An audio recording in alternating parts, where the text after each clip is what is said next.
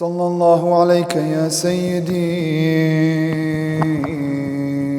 ويا مولاي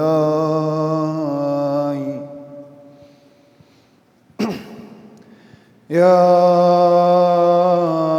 أبا عبد الله صلى الله عليك يا سيدي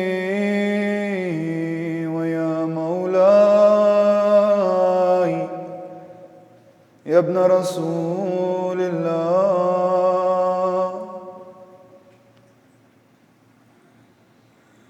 يا مظلوم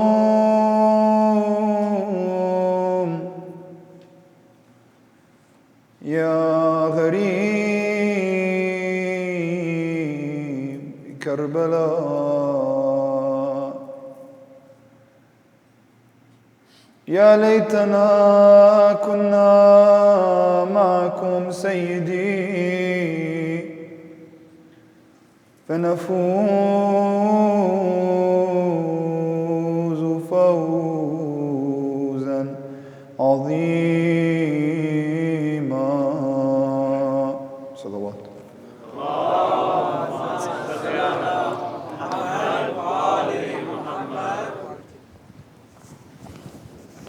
أعوذ بالله من الشيطان الرجيم بسم الله الرحمن الرحيم الحمد لله رب العالمين وصلى الله على سيدنا محمد وآله الطيبين الطاهرين اللهم صل على محمد وآل محمد اللهم اخرجنا من ظلمات الوهم وأكرمنا بنور الفهم اللهم افتح علينا أبواب رحمتك وانشر علينا من خزائن علومك يا أرحم الراحمين اللهم علمنا ما ينفعنا وانفعنا بما علمتنا وزدنا علما.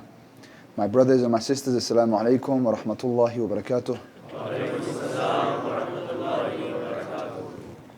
On the journey to Allah subhanahu wa ta'ala, one must challenge themselves every single day.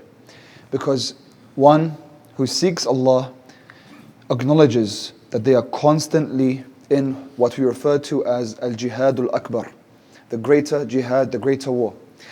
Because the minor jihad, the one in the battlefield, ends once the battle ends. But the greater jihad occurs until your dying moment. And you are constantly in between two camps, Junud al-Shaytan and Junud al-Rahman, the soldiers of Satan and the soldiers of the Merciful One. And at all times both are trying to pull you towards them. On this path, in order for you to go towards Junud al-Rahman and away from Junud al-Shaytan, one must cleanse their heart, make sure it's sound from all blemishes, otherwise it's likely that it becomes encompassed and overwhelmed by the darkness, and then it goes towards Junud al-Shaytan. So we want to have a fertile ground for our journey towards Allah. We want to have al-qalb as-salim. We want to have a sound heart, a heart free of blemishes. And truthfully, the journey to Allah really starts to take over once you begin to acknowledge that the one that you have always loved is Allah subhanahu wa ta'ala. That everything around you that you've interacted with has been just a mirror of the reality. And that we sometimes get mixed up. We misidentify the mirror for what we love. And so one must begin to know themselves on this path. And to know oneself, we look at the different dimensions of yourself, of your one self. And the reason why it's really important that we understand that yourself is only one, and it's not parts, in the same way that when we say Allah subhanahu wa ta'ala is not part Rahman, part Rahim, part Qawi, He's just Allah. And we identify these different attributes of His, but they're all one essence. When it comes to you, the human being, we want to say that yourself is not made up of separate parts when we talk about your nafs and your body and your mind and your fitrah. So your aql, your intellect, your fitrah, which we can say is your heart or whatever else, innate nature, and your jasad, your badan. These three things, I don't want us to regard them as different parts of myself. You are made up of ajza, but I'm saying we don't want to say that part of me is my mind and part of me is my body, and part of me is my heart or my fitrah. Why? Because you yourself don't refer to yourself in that way. And you have to understand this in order to know Allah, because you have to know yourself to know Allah, as we've been discussing every single day. So to know yourself, you must know that these are not separate parts of you.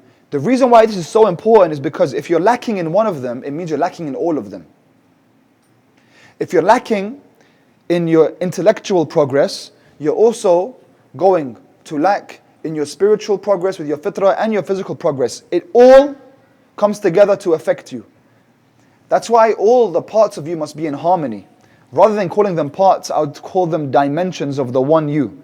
Because when you refer to yourself, you don't say I, you don't say my mind thinks. You don't say my stomach is hungry. And you don't say my heart loves. You say I love. You say I think. And you say I'm hungry. You refer to yourself always as one entity. You don't separate yourself into parts. Sometimes someone comes and says, I can't focus in my salat, or I can't focus in my prayer. And they expect a sort of spiritual advice. But it's not always a spiritual issue. Sometimes it might be a physical issue. Sometimes it might be, well, if you're not focusing in your salat, is all the money you're making from halal means? And what you're eating from is halal? Or are you eating too much? Or too little? Or not? That can affect your salat. Even though it was something to do with your physical body, it can affect your prayer. Or if you haven't paid your khums, and then your money is not cleansed, that can affect your prayer. Okay, and that's something to do with, not necessarily when we think about my spiritual standing. That can block you spiritually. If your mind is super stressed, your mind and your intellect is overcome, that can also affect your prayer. It can affect your body. We know that for sure. Science tells us that if you want to have a good physique, then you have to find a way to get rid of stress. Because stress is a big reason why a lot of people are actually overweight, not because they eat too much. So it's from your mind. Same thing with the spirit. Same thing with the heart. So let's look at these different dimensions of self. We know very well what the body does. We have a lot of interaction with our bodies. But when it comes to the mind or the intellect's function is to bring you towards certainty, because that's when you are removed from anxiety. When you are certain, that's the hadith, how it went. When you are certain, you are at peace and you are at rest. It's when you're in doubt that you have sadness and sorrow and grief. The intellect is that which brings you certainty and that which differentiates between wrong and right. That's what the intellect is. That's what we use it for. And unfortunately, a lot of the time, shaitan tries to misguide the intellect. The intellect is your compass. The intellect is what takes you towards the right path. Because you say, okay, this is the right way. This is where I'm supposed to go. That's what the intellect does. But the intellect can't move towards the right way. That's the weakness of the intellect. Your mind can calculate and analyze where I'm supposed to go, but it can't take you there. But in the beginning, you should know where you're supposed to go. What can take you there, what is the engine of the self, is the fitrah. That's the magnet that you have inside you. That's when you start to love something or repel from something. Your fitrah loves perfections and it repels from anything that it sees lacks perfection, or it repels from ugliness, or it repels from ignorance. It repels from the opposite of the attributes of Allah subhanahu wa ta'ala, basically. It repels from that. The problem with the heart though, or the fitrah, is that it can't identify what is actually perfect. So it can be tricked. So it just moves.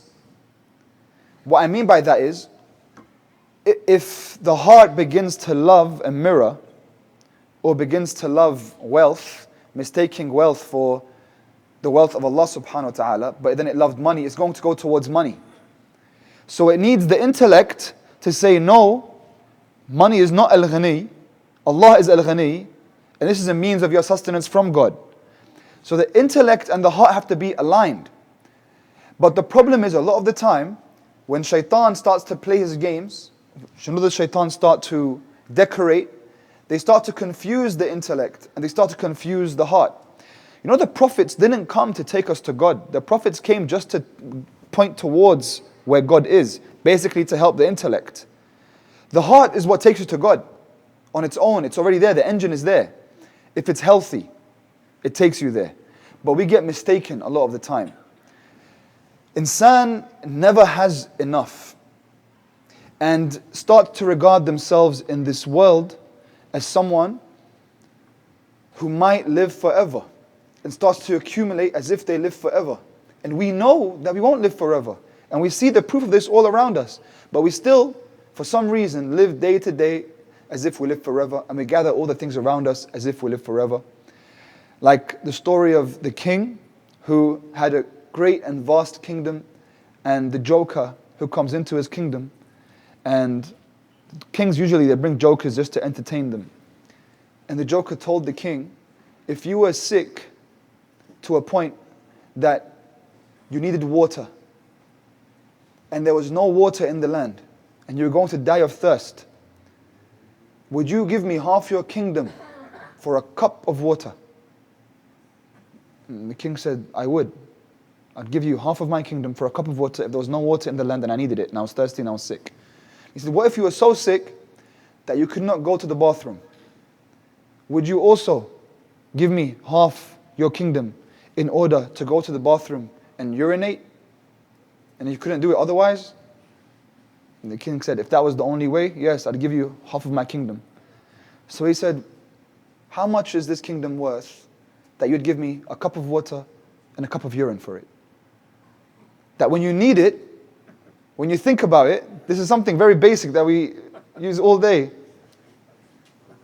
But we live our lives accumulating, and we'll never have such a kingdom, but we try to accumulate it and we forget the big picture. So the heart can be deceived, and the mind can be deceived. And so we need assistance, we need planning on the path. And so we're trying to propose a plan of ilm, iman, irfan. That we begin with knowledge, and we can't make it without knowledge. And we broke down what knowledge is, that we're receiving it at all times. And in order for us to go beyond just knowledge, because knowledge has a weakness, which is that you don't always apply what you know. In order to go beyond that, we need to have iman, which is when the knowledge enters the heart and remains in the heart. And to do that, we need amal salih. Amal salih is good action. Good action, for us to have this good action be rooted and engraved in us, the same way knowledge will be rooted and engraved in us, we want to achieve a level of mastery with that good action. So it's something that takes a lot of repetition, as you mentioned yesterday. You have to keep doing it again and again and again, so that you no longer even think about that good action. It just becomes a part of you. It becomes a part of your khuluq and how you respond to the adversities of life. And in that we have a great example in our blessed Prophet sallallahu alaihi wa alihi.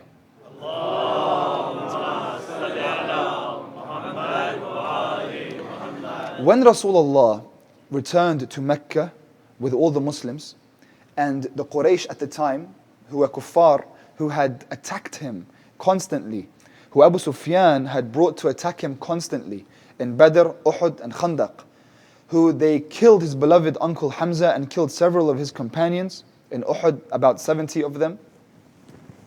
This Quraysh that had terrorized the Prophet for years upon years in Mecca and again in Medina, finally the Prophet now was able to overcome them. He comes back to Mecca. Abu Sufyan is taken as a prisoner. He walks in and he tells the people, whoever comes towards these white flags, the Muslims entered with white flags, whoever comes towards the white flags is safe. Whoever goes and sits by the Kaaba is safe. Whoever leaves their weapons and comes towards 1, 2, 3, 4, so and so, fulan wa fulan, is safe. So that no one is going to be killed and there is no retribution or vengeance. In fact, the Prophet actually told some of the worst of people that all they had to do to be safe was become a Muslim or leave. You either join us or you leave. But we're not going to kill any of you. Okay, and they say that Islam was spread by the sword, that the Prophet spread it by the sword. Literally, these were the worst of people to Rasulullah. They couldn't have done anything worse to him. You know, if we were to explain all the atrocities that were committed against the Prophet, he says, there's no Prophet that was hurt like I was hurt. And yet he comes back to Mecca and he tells them that there will be no vengeance. You either leave or you submit to Islam. And so, many left and many submitted to Islam. Abu Sufyan was freed, submitted to Islam. Muawiyah ibn Abu Sufyan submitted to Islam. They were known as the Tulaqa after that. They became Muslims after the conquest of Mecca. After this conquest, this is already showing the forgiveness of Rasulullah, which is a khuluq. Right? This is when good action is engraved and rooted in your heart now. That you often respond to the worst of the worst with al-husn, with goodness. The Prophet then goes on a conquest towards Hunain. There was an army in Hunain that was coming to attack the Muslims. The Prophet goes to Hunain. This time the Quraysh also follow. In this battle, it's very much like the Battle of Uhud. Many Muslims leave. Once again, Imam Ali alayhi salam stands firm. He motivates the rest of the Muslims, and they're able to conquer the people, the army in Hunain. What's interesting though, Muawiyah and Abu Sufyan were watching from a distance as well, waiting for the Muslims to be killed, but obviously that didn't work out. What's interesting is after the battle, the Prophet gathers the booty of the war, all the different animals, the sheep, the goats, and usually those would be dispersed amongst the warriors that they gained after the war. He gives them all to who? To the Quraysh. He gives all the animals to the Quraysh, to Abu Sufyan and to Muawiyah. As they're coming back towards Mecca, the Prophet's army, the Muslims that were with him before Mecca, they're known as the Ansar and the Muhajirun. The Ansar, the people of Medina, the indigenous people of Medina, they were speaking amongst themselves. They were saying, how come Rasulullah gave away all of the animals to the Quraysh? Could he have gone back to the tribal mentality? Could he have favored his own people? Because Rasulullah is from Quraysh, even though they hated him. Maybe he has regarded the Quraysh as his people now that they've joined Islam. See, they doubted him. They'd been with him for a decade and they doubted him. They doubted him to this extent. They doubted his akhlaq, his characteristics and his khuluq, his own people. So they start to discuss and they think, this is not fair. The Prophet hasn't been fair to us. The Prophet is not fair. So one of them goes to Rasulullah and tells him. Rasulullah is surprised. He said, do they all feel this way? And the man becomes a little bit shy. He says, yes, they all pretty much feel that way. That you've been kind of unfair with us. We've been with you all this time. And you didn't acknowledge that now. You appreciate them more than us. So the Prophet said, call them all. So they gathered the Ansar. This is on the way back. He goes, he sits down with the Ansar. He doesn't allow anyone else to come. It's just him and the Ansar. And he sits with the Ansar and he tells them, speak to me, what's bothering you?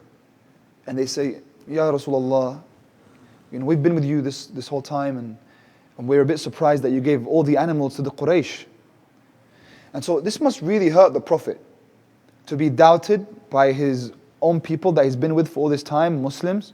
They're doubting him. They're saying that he's being one of the people that follow nepotism. Okay? So he's applying nepotism, that he's preferring his own kin over others. This is Rasulullah who doesn't do any of that, has no such characteristics. And the reason why I'm telling this story is because as you start to follow this path, and you will constantly be in situations where people are trying to keep you in the box that you were in before, or put you in a new box that you really want to get away from. And it's going to hurt you a lot because you're trying to be different. right? So 6 months, 9 months, 2 years, 10 years, whatever it is, and someone says, oh, you're still that guy that does so and so, it hurts you. Rasulullah responds to them. He tells them, O people, O Ansar, were you not a divided people? Because they used to be at each other's throats. They were two different tribes. He says, were you not a divided people? And I brought you together and I made peace between you. And they said, Bala ya Rasulullah, you did. Then he said, were you not a misguided people? And you had nowhere to turn to. You didn't know what you were following. And I guided you. And they started to feel shameful. He's starting to remind them. And they say, Bala ya Rasulullah. And some of them start to cry. He says, were you not a poor people? And then you became wealthy through me? They said, Bala ya Rasulullah. And they start to cry now, all of them. So Rasulullah then tells them to stop. He says, wait, why are you crying? Shouldn't you tell me, Ya Rasulullah, when you had no people? He is telling them this now. He said, why don't you tell me, when you had no people, did we not become your army? And then they start to cry more. Look how he's making them not feel any shame. He's removing the shame from them, but he's allowing his message to be sent. His message is received, but he's taking the shame away from them. He doesn't want them to feel shame. He says, O Ansar, when I had nowhere to go, why don't you tell me that you gave me your homes? This is the Prophet telling them that. And they start to cry more. You see the characteristic, he's even thinking about what they're feeling even after they hurt him. Then he says, O people of Ansar, I saw the people of Quraysh have weak Iman. They don't have Iman. So I thought, let me try to bring them closer to the deen with dunya. Let me give them the animals and try to bring them closer. I thought you had Iman. I thought you don't need that. And I thought that your reward was greater because I was going to Medina with you. That you get to go to Medina. They can go with sheep, but you can go with the Prophet.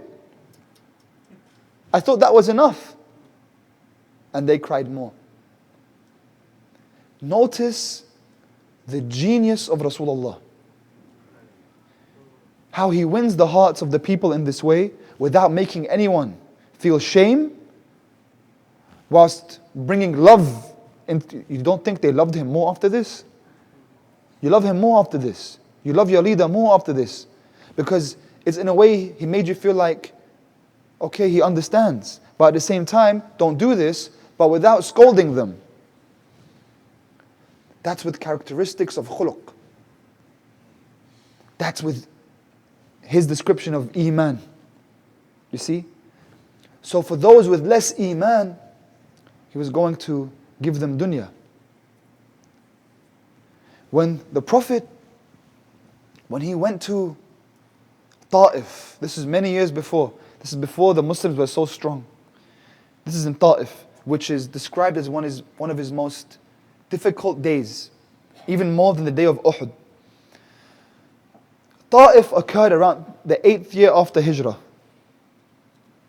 In Ta'if, it happened just after Rasulullah had lost Abu Talib and lost Sayyidah Khadija, alayhum as-salam.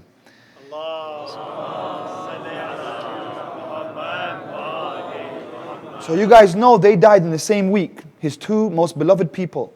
And he called the entire year Aam al-Huzn. Okay, the year of sorrow.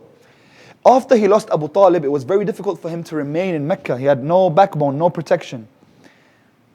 It was time for him to move on from Mecca. But before Medina, he was trying to find where can he go. So he decided that Ta'if was a place that they could go to and try to guide the people in Ta'if. Ta'if was about a 3-day journey away from Mecca. He goes with Imam Ali alayhi salam and with Zayd, who Rasulullah raised. They call him Zayd al-Hub, because how much Rasulullah loved him. Zayd, Imam Ali and Rasulullah, they mount their camels and they begin their journey towards Ta'if. They go towards Ta'if, 3-day journey. Imagine how much effort they put into this now to guide the people. He's not getting anything out of this. And it takes a long hike to get up the mountain into Ta'if. And they take the hike. Once they get into town, Rasulullah starts to call the people. He wants to go towards the chiefs of the tribes. He begins with the chiefs. He goes, knocks on the door, they open the door. He introduces himself. I'm Muhammad, the son of Abdullah from the Banu Hashim of Quraysh. I've come to tell you of a message. And as he speaks, all they do is laugh. They laugh and they call him a liar. And some people call him a poet. And some call him a magician and a sorcerer. And they say, put your fingers in your ears when he comes and speaks to you. This is the chosen of Allah subhanahu wa ta'ala. They say, put your fingers in your ears when he speaks to you. And they close the doors. They close all doors on him. And he's feeling like a gharib in this land. Okay? This is when you feel really lonely and you feel like the world's coming down on you. It's your Prophet and your Imam went through it way before you did. And you can find real solace in that thought because you have a connection to what they felt for real. This is why I wanted to cite this story today, because it has so many parallels with Abu Abdullah alayhi salam. The Prophet in this town begins to speak Islam to the people. He leaves the chiefs. He says, let me speak to the people about Islam. He starts to go around and speak to the people about Islam. Again, because everyone said, put your fingers in your ears. No one pays him any attention until a delegation comes to him after his journey of 3 days and he has nowhere to go. He can't even really do anything in Mecca anymore. It's been 8 years and he's made not much progress. And they tell him, we don't want you here. Leave. The delegation tell him, you're not welcome in this town. You're not welcome in this land. Leave. Take your men and leave. So Rasulullah looks at Imam Ali alayhi salam and Zayd and tells him, let's pack up. Let's leave. As they pack up their stuff and they start to leave, on the way out, they line up the children. The people of Ta'if line up their children along the outskirts of the city. And as Rasulullah leaves, all the children hold pebbles and stones and rocks. And they all start to throw the rocks towards the Prophet. The Prophet is in the middle. Imagine children. And the Prophet is a noble man. He's 48 years old on this day. And he's a noble man and a Prophet of Allah. He's walking and children are throwing stones and their parents are watching. Rasulullah walks. Zayd and Imam Ali keep trying to get in the way. A boulder actually hits Zayd on the head. His head's wounded, blood comes down. Imam Ali is trying to block the stones. Rasulullah tells him stop. He begins to walk faster. Imagine Rasulullah walking faster with his head down, and they start bleeding. And in some of the reports it says that the blood reached into their sandals and it dried up. How much blood there was. When it becomes sticky. They kept walking fast with their heads down and rocks coming at them. They leave the city. Once everything becomes quiet, Rasulullah is bloodied. He sees a tree. There are no more people, no more children. Rasulullah here leaves Imam Ali alayhi salam and Zayd and goes and sits by the tree. He sits under the tree and then he begins to recite a really beautiful dua. One of the most beautiful du'as that you'll find. And it's a du'a to be recited in a time of desperation where you really, really feel like a gharib. Inside you feel like a gharib. No one understands you. No one knows what you're going through. And you can't get your message out. And you feel really alone. You remember Rasulullah when he sits under this tree and he recites this dua. And then he says, Ilahi ila man takiluni. He says, Lord, who are you going to give me to? Because notice in this moment how helpless he feels. He has nowhere to go. Do you know what this sounds like? It sounds like a young baby, a child, the way that I give a child to you to hold. It's like this. He says, Lord, who are you going to give me to? Like I have no say. Ilahi ila man takiluni. Ila qaribin fayaqta'uni. Would you give me to someone close to me? but that will cut me off, like Abu Talib and Khadija, they left. Right? You can go to your close ones, but they're going to leave. Everyone will leave you. Everyone will leave you. Everyone. As much as you love them, because even death has to make them leave you. Will you give me to someone who's close to me but will leave me? Or will you give me to someone who is far from me like these people? Am ila ba'idin yatajahamuni, but who are like fire to me, who come to hurt me, who wish nothing but harm upon me. Who are you going to give me to? Ila man takiluni. Lord, who are you going to give me to? If this is happening because you're upset with me, because you're angry with me, then I can't handle that. Then do whatever is necessary for that not to be true. But if this is happening and you're not upset with me, and you're not angry with me, la ubali, then it's okay. Then whatever must come can come. As long as you are content with what I'm doing, with my actions, فَإِلَى غَيْرِكَ لَا تَكِلْنِي. So Lord, all I ask is you give me to none other but you. Don't hand me over to none other but yourself. Only you. Ilahi ila man takiluni, ila ghayrika la takilni. Don't give me to anyone else. You know who else says these words? In Dua Arafah, Imam al-Hussain says these words. He says the words of his grandfather in the moment of loneliness. Take your heart to Abu Abdullah's heart. Ilahi ila man takiluni. Who are you going to give me to? To a close one that will leave? They all left. They didn't want to leave, but they had to.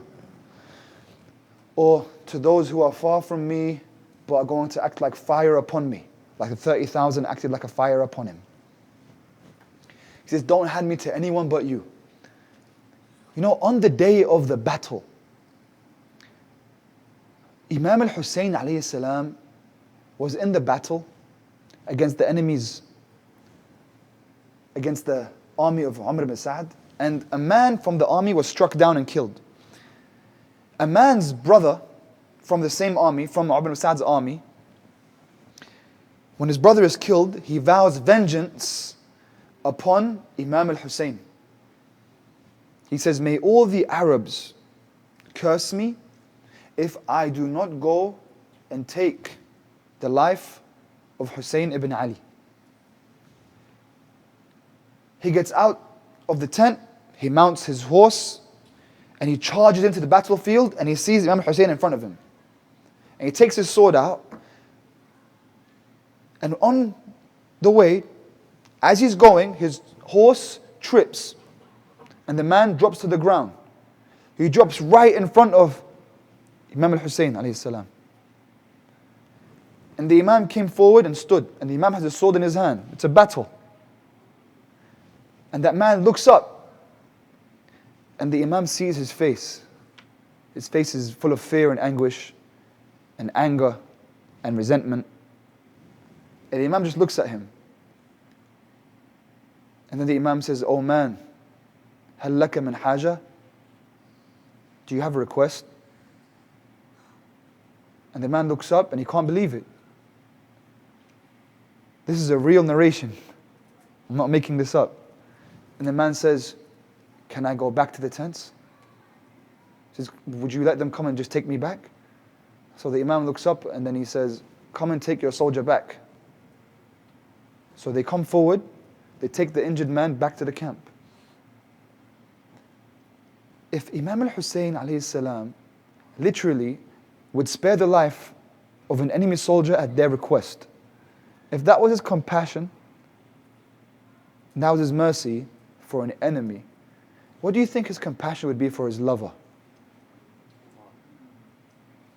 How do you think Imam al-Hussain's mercy, how do you think the Imam would react to someone who cried for him once, who cried for him his entire life, who told his children to cry for him, who dressed his children in black, who dressed his black his entire life, who remembered him at every musibah, who remembered him every year, who decorated his house with his name, who named his family members with his name? How would he react to that person? The heart of Abu Abdullah alayhi salam is that heart of compassion. Sallallahu alayka ya Sayyidi wa ya Mawlai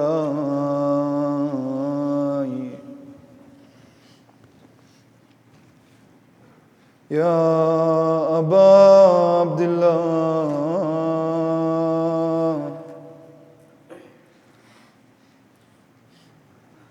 Sallallahu alayka ya Sayyidi wa ya Mawlai Ya ibn Rasulillah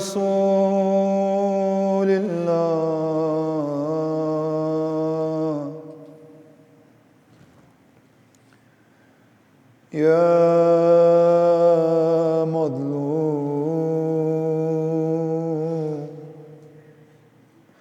Ya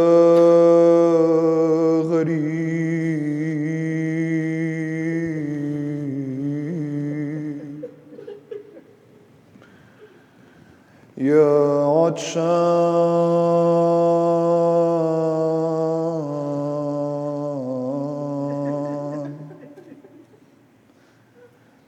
يا وحيد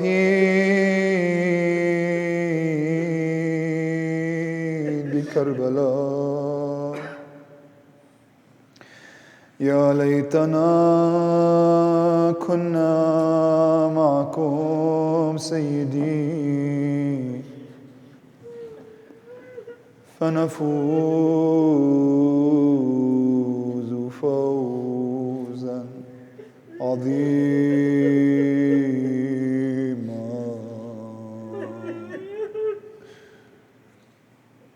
On the final day, on the 10th of Muharram, on Ashura,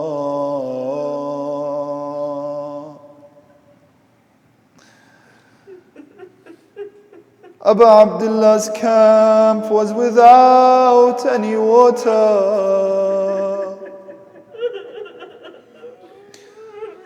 His companions died thirsty.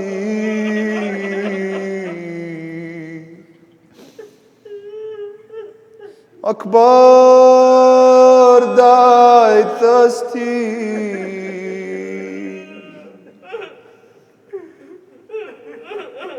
Aun and Muhammad died thirsty.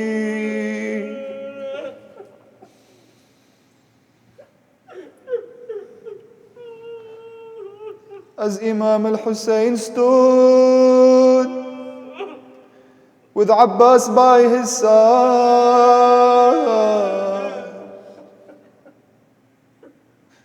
a young boy steps forward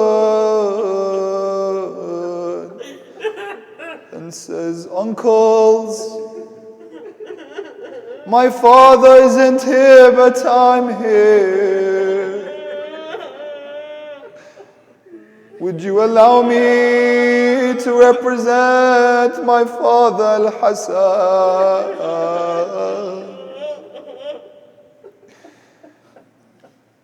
Uncle Hussain, you said my turn would come.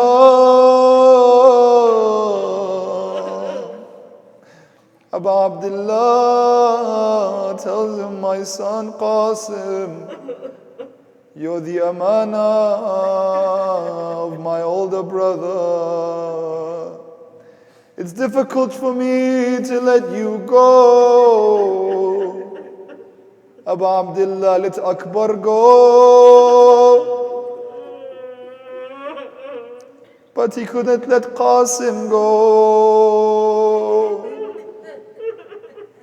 Qasim went back to the tent. He sat down looking to the ground.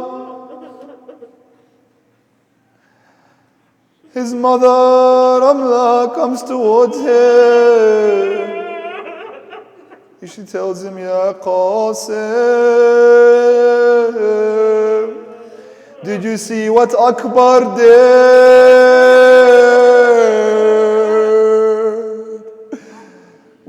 Allahu Akbar to go to battle, and the son of Hussain not go to battle. Take this letter written from your father, to be given to you, to give to your uncle on this day. I've carried this letter with me since your father passed, and the day has come. Qasim hugs his mother and takes the letter to Abu Abdullah. He says, Uncle, I have a message for you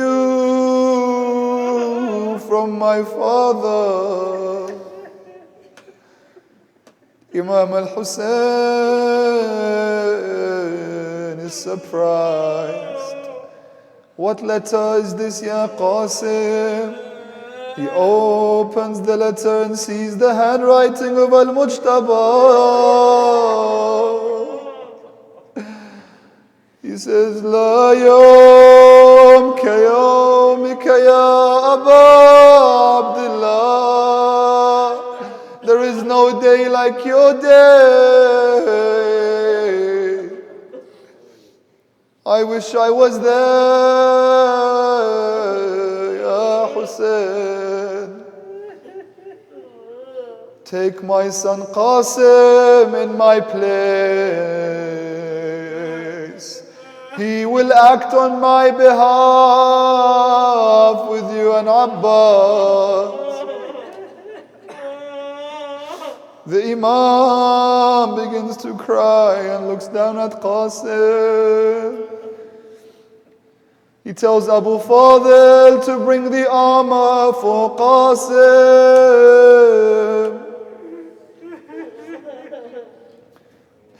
He embraces Qasim and tells him, say goodbye to your mother, my son. Qasim returns back to the tent, and the woman begins to hug him. And his mother, Ramla, tells him, Qasim, before you go, can you do something for me? Of course, tell me, ask for anything. She says, Qasim, let me hear you say that word one more time. Let me hear you say, Ummah. Call me your mother. He says, goodbye, mother. You raised me from my cradle. You held me. You stayed up in the night with me when I wasn't well. You fed me. You gave me everything from yourself. And now I say goodbye. She says, Qasim, just one more thing. When you see your grandmother Zahra,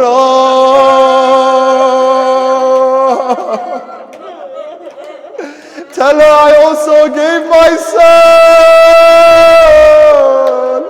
in Karbala.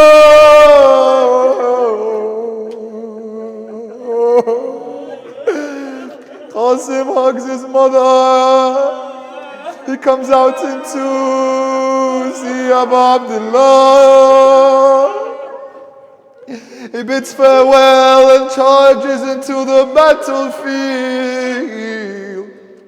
And Al-Qasim ibn al-Hassan ibn Ali,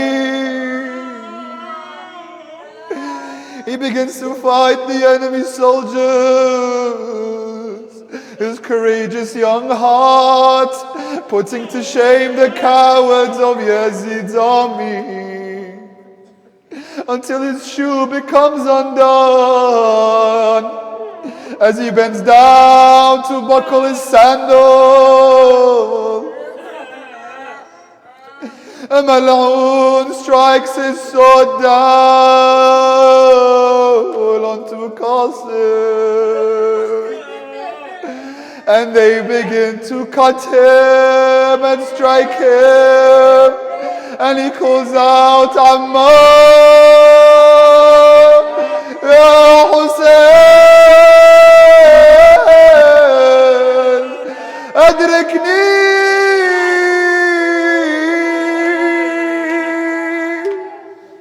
Ya Abu Abdullah, Uncle Hussain, come to my aid. Abu Abdullah charged into the battlefield. He killed the killer of Qasim, and then he sat by the small body cut into pieces, and he wiped the blood from his face, his pure young face. Qasim,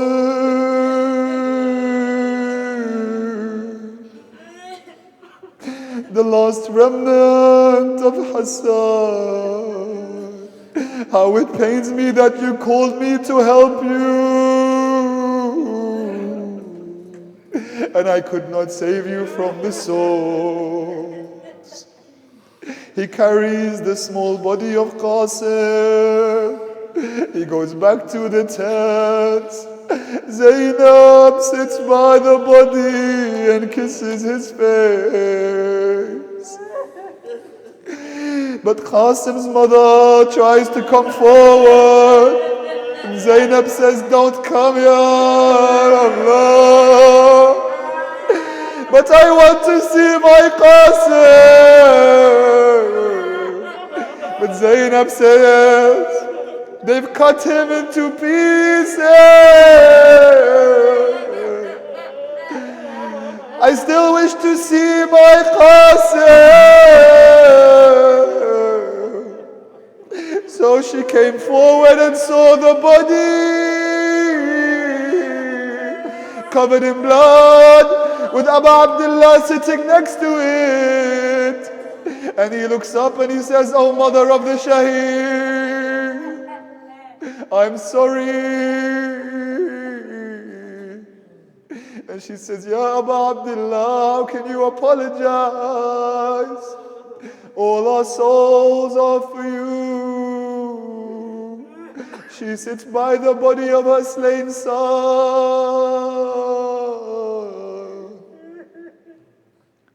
Remember to tell Zahra what I told you, Ya Qasim. Inna lillah wa inna ilayhi raji'un. Wa lanatullah ala dhalimin. Ila